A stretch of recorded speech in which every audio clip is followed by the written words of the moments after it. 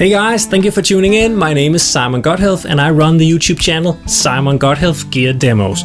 I do demos of great guitar gear on my channel, and because of those videos I get lots of questions about how I'm recording the videos, how I'm recording the guitar sound, the vocal sound, what camera am I using, what about lighting, how do I edit the videos and color grade it, and all the stuff you need to know to make great videos for YouTube. So in this video I'm going to show you all my tips and tricks, and even if you're not making guitar videos you might be able to use it anyway. So stay tuned and let's dig into the camera.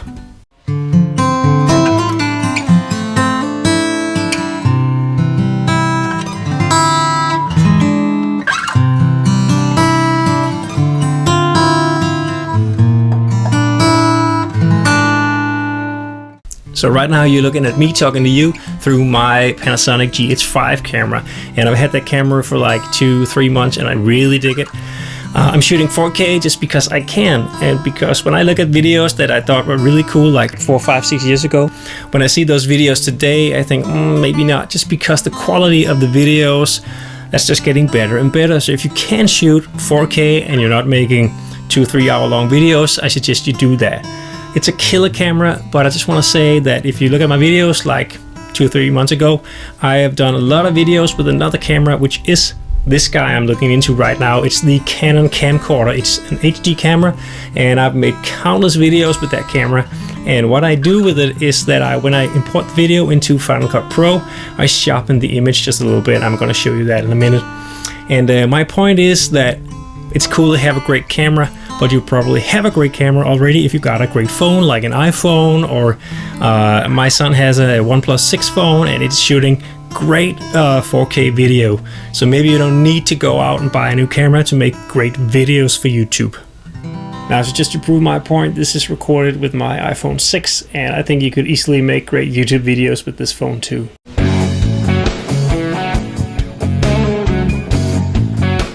So now we know you probably have a great camera for shooting video, but what you need is great lighting. And right now it's a great sunny day outside, but you can't be sure to have that every day, so let's remove the sunlight.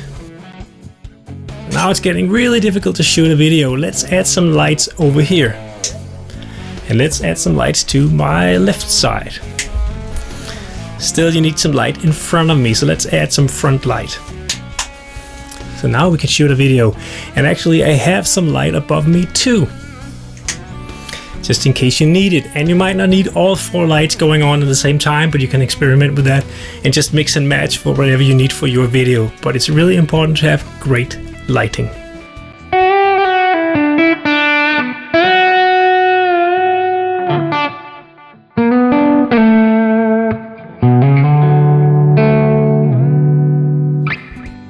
Alright you guys, let me just show you real quick how I work in Final Cut Pro. Now what you see in the big window right here is a recording of me playing my Strat into my Comet 29 amp, and I recorded this clip with the Canon HD camera, but I don't like the audio from this camera, so I also recorded the audio in Cubase, and it's this file up here, and it sounds like this.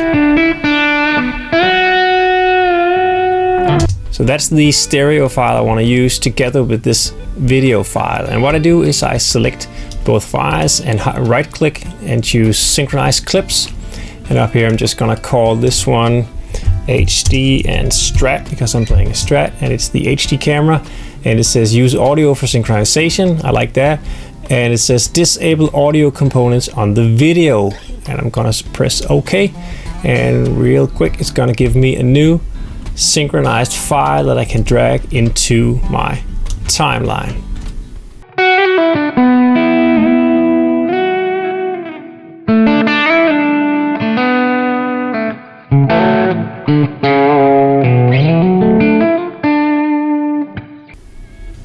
Okay, so now we have a synchronized clip in the timeline, and let me show you real quick how I like to sharpen the image a little bit if I'm using the HD camera, and how I like to color grade just a little bit. I don't overdo it because I want my my videos to look pretty natural. But I have a video in my timeline, and I'm gonna grab this sharpen tool. I'm just gonna, pull it into my timeline like this. And as you can see right away, it will sharpen the image just a little bit. Let me toggle it on and off. This is off and on again. And of course you can adjust the amount right here, and it just gonna look a little bit better up here, and on the strings a little more definition. If you go too far, too crazy, it's gonna look really weird like this, you see. So I generally don't go past like 3 or 3.5 or something like this. But it's a nice thing to add just a little bit of sharpening to the video. It's off and now it's on again. So after I do that, that's kind of like my starting point if I use the HD camera, and then I go into the colors. And there are many things you can do, and I'm not doing crazy amounts of color grading, but I'm just gonna add these color wheels right here, and I am gonna pull down the shadows a little bit like this, just to make the guitar look a little more the way I see it in real life, and maybe pull the midtones down a little bit, and then just add a little bit of color up here. And if I toggle it on and off, this is with the color grading, and this is the way the image looks, the way it comes from the camera, and back again. So I really think it makes a great difference. This is the color, if I bypass the color, and the sharpening effects. This is my starting point. Gonna add the sharpening tool and just a little bit of color grading, and I have a much better looking image right away, real quick.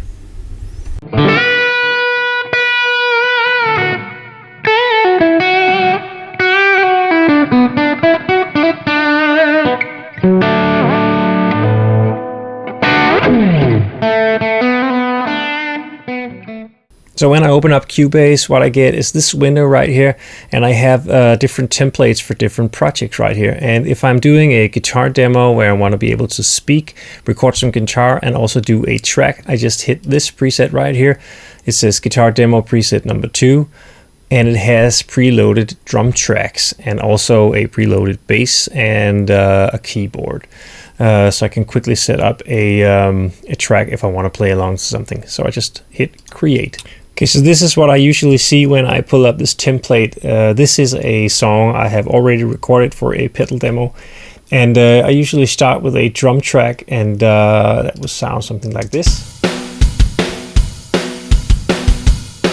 So I pull up a drum track that inspires me, and then I write some riffs and stuff like that, and then I usually play a bass along with the drums. So I have drums and bass recorded, and right down here, over here I have my reactive load coming in left and right. So I've recorded 2 tracks.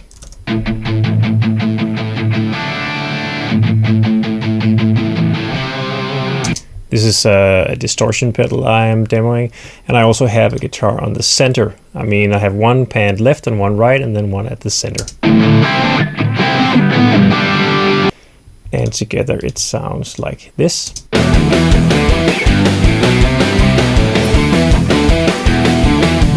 And up here I have some keys right here, and also an organ right here, and I usually use that under like a solo or something like that.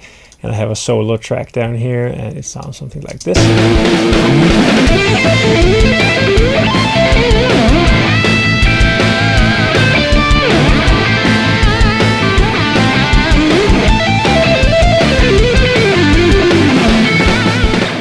So in this part of the video, I'm going to talk about how I record my guitar amplifiers, how I get the sounds that you hear in my videos. That is the one question that I get the most on my YouTube channel. And I really dig guitar amps. All the amps that you can see right here, I always record real tube amps, and that's just my thing. And I always have at least 2 amps set up, so I can record right away whenever I get an idea or a pedal arrives, or I have to do some kind of demo or record some guitars onto a song. And usually it would be this guy up here, the Comet 29, and the Bassman over here. And for most of my demos these days, I use the Bassman, just because I figure that most people will know what a Fender Bassman sounds like. Now, I record most of my guitar sounds these days using a reactive load like this one.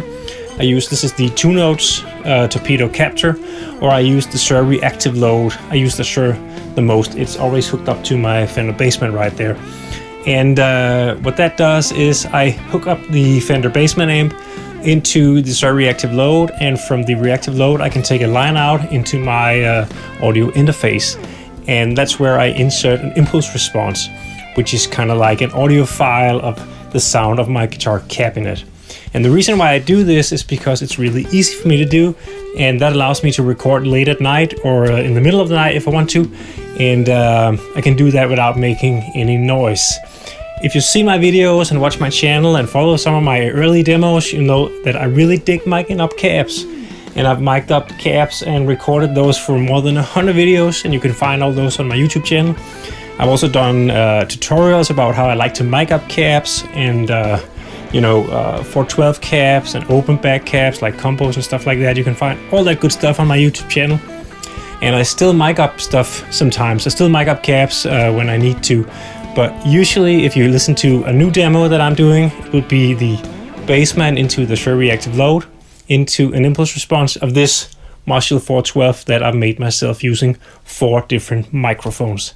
So let me quickly show you how I like to dial in my amp and my pedals to get the best possible tone.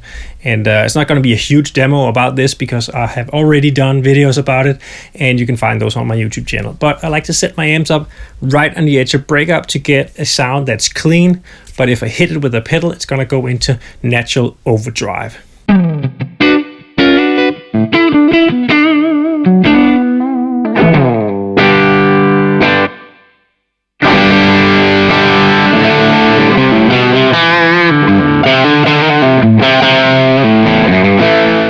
So as you can tell, the amp is clean, and I can play some great clean guitar parts with this amp. And if I just add a pedal like an overdrive with a little bit of overdrive and a booster in front of it, I can go from almost clean to really dirty tones.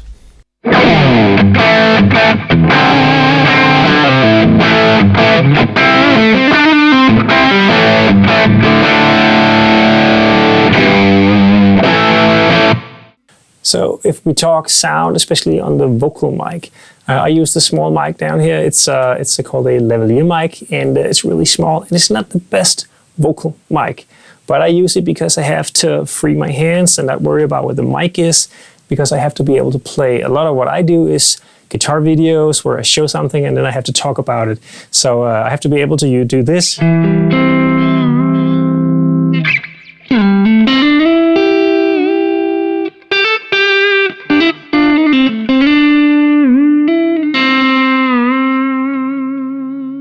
And then just talk about how I got that sound and how I dialed in a certain pedal. So I use the small mic down here, and it's going to this guy right here. It's a wireless transmitter that's going to a receiver on my desk, but it's not the best vocal mic. So let me just show you how you could get a better vocal sound. So of course, if you want your voice to sound much better in the video, you need to use a better vocal mic. And this one, the Shure SM7B, is used in a lot of radio stations because it gives you a really nice, natural and full voice. Or you could go ahead and use a large diaphragm mic like this one. This one in particular is not really expensive, but it's made for vocal recordings, and it's going to make your vocal sound really nice and crisp. So let's take a quick look at the signal chain for my vocal mic. The mic goes into a LA610 Universal Audio preamp, and from that preamp I go into my audio interface, which is the Apollo 8 from Universal Audio. And this is the console right here that controls the audio interface. I come into this channel right here, as you can see. And I already have 3 plugins loaded into the channel as a default setting. I have the 1176 compressor up here with a pretty hot ratio. Then I have the Pultec EQ just for a little bit of boost at the 100 Hertz and a little push at the high frequencies just to bring my voice forward.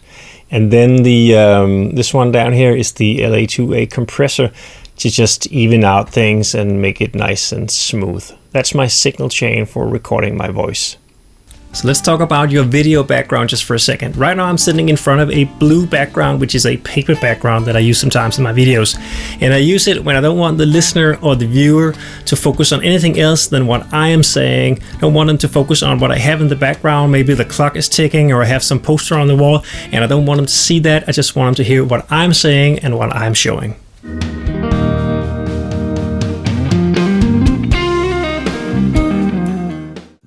So maybe blue just ain't your thing, you prefer to have an all black solid background. And the big advantage of having a black background is that you can make that background totally disappear. So the only thing in the picture will be you and your message.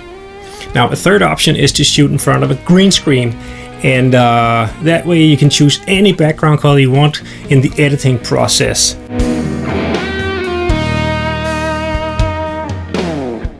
Or maybe you just want to keep it as natural as possible, show people who you are and where you're at right now when you're filming the video.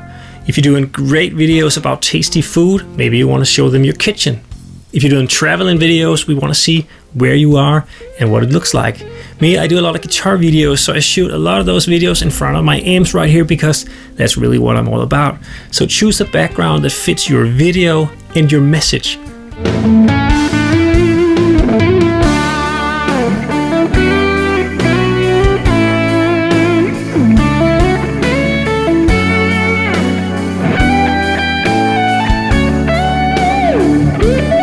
Well folks, there you have it. I really hope you can use this video. I mean, it's not the truth about how you should be making your videos, how you should record guitars or color grade or anything. It's just an insight into how I like to do things, and hopefully you can use some of it.